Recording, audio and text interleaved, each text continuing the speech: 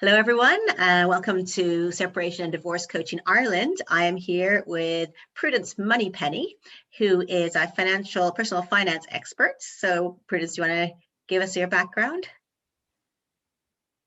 I'd be delighted, Melanie. Thank you very much for having me. My name is Aoife Gaffney, and I am the founder of Prudence Moneypenny Coaching, a money coaching business founded by a woman for women, helping women step into their own sense of personal financial empowerment.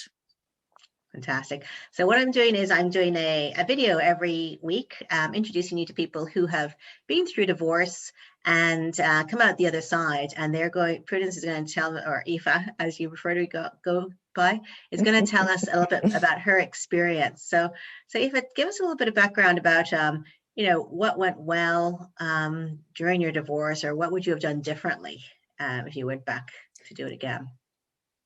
Gosh, if I was to do it again, so just to give you a little bit of background, I got married very young and divorced. Well, when I got married, it was so long ago, divorce didn't even exist in Ireland. So that'll just give you an idea of how long ago it was. So from the time of separation to the time of divorce was a fairly big time span. So I will focus predominantly on the separating, and then, because I hadn't learned my lesson, got into another long-term relationship that didn't go according to plan. So that was slightly different because there wasn't divorce only became legalized in Ireland about 25 years ago. Is that right?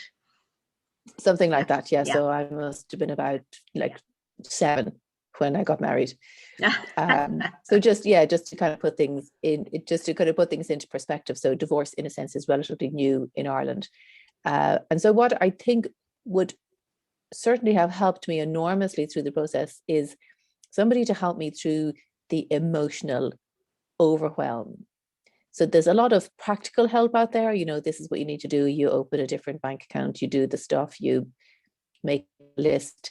But I didn't feel that there was anybody in my corner that was focused exclusively on me. And I mean, apart from a family member or apart from a trusted friend, because after a while your friends will get fed up with you, or will sometimes, and friends always have your best intentions at heart.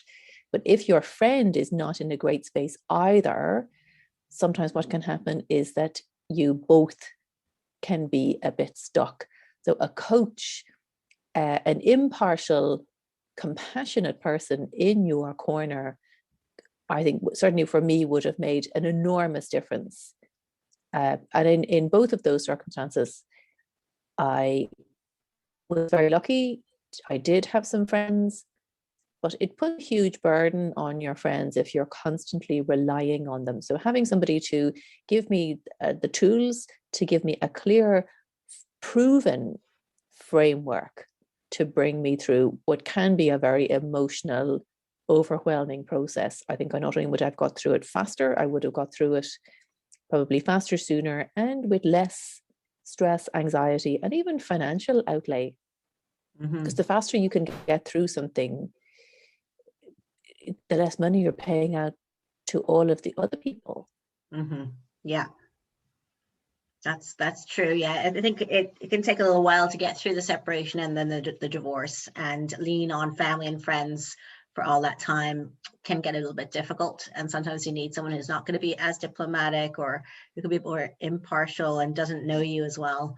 So just like it's hard to coach friends, it's the same when it comes to friendships. So having someone outside of that space can really help during that situation. If you want somebody unbiased, so sometimes friends can be hugely well-meaning, but your friend will want to kind of support you 100%. And sometimes the friend, it can turn into a little bit of, make sure you get 50% of everything. And that's not what it's about.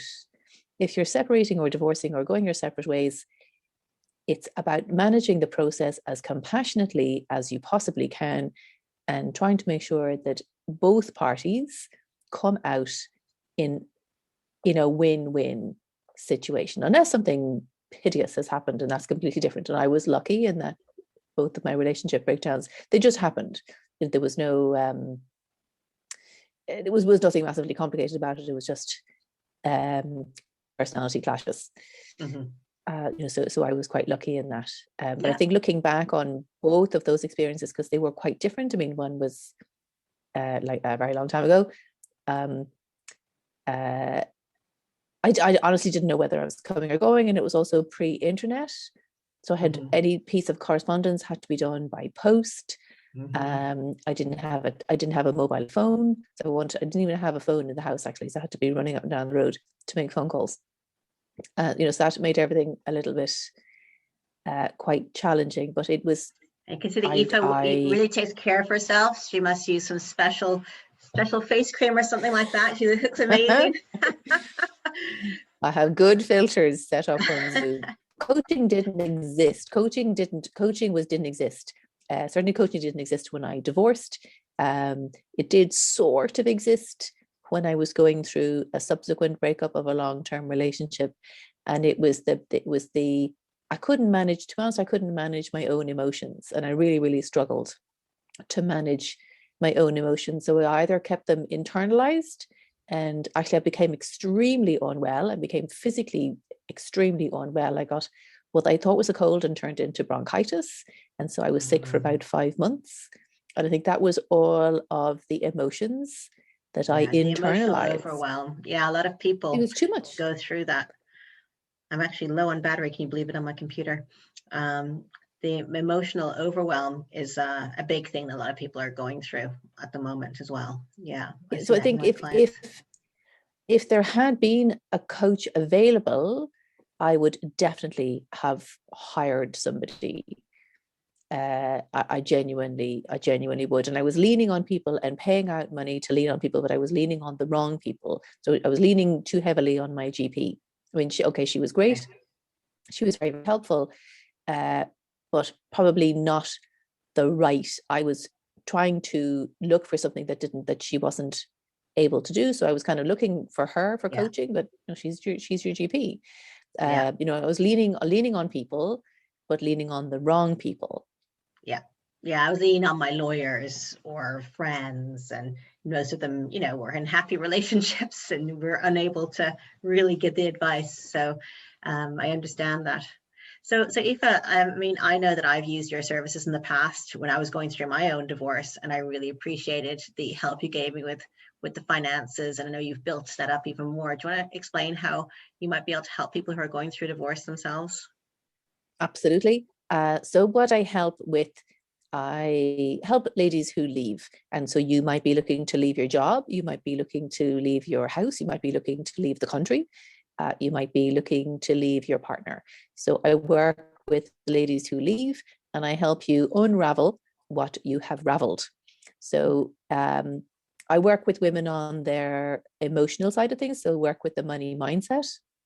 And we look at the underlying beliefs, patterns, and habits that have shaped and formed the reasons why we do things the way we do at the moment. So if you feel sort of somewhat stuck, or maybe you have reached a glass ceiling, or you've reached an income limit, either with yourself in your business or in your job, I can help you look at those beliefs and help you install new and empowering beliefs to help you move past that. Yeah, it's very helpful, because the financial piece is a huge piece. Yeah. The financial piece is huge. Yeah. So it is huge. I used to work in the finance space, and I worked in that space for about 20 years. And so coaching and money mindset coaching is slightly different. It's similar, but slightly different. And you'll get hold of me at prudencemoneypenny.com.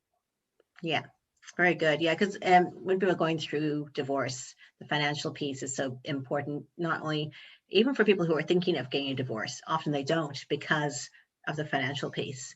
And then when they're going through the divorce, it can be so expensive. And they come out the other end, is one of the biggest pieces that they then struggle with afterwards, is getting back on their feet and reorganizing their finances. And getting a lot of people do need to become more self-reliant, as you talked about, and get back on their feet, restart their careers. They might have been stay-at-home mom for a long time, and now they need to get back out there and start earning some of their own money. And how do they do that? And how do they use the incomes they have at the moment?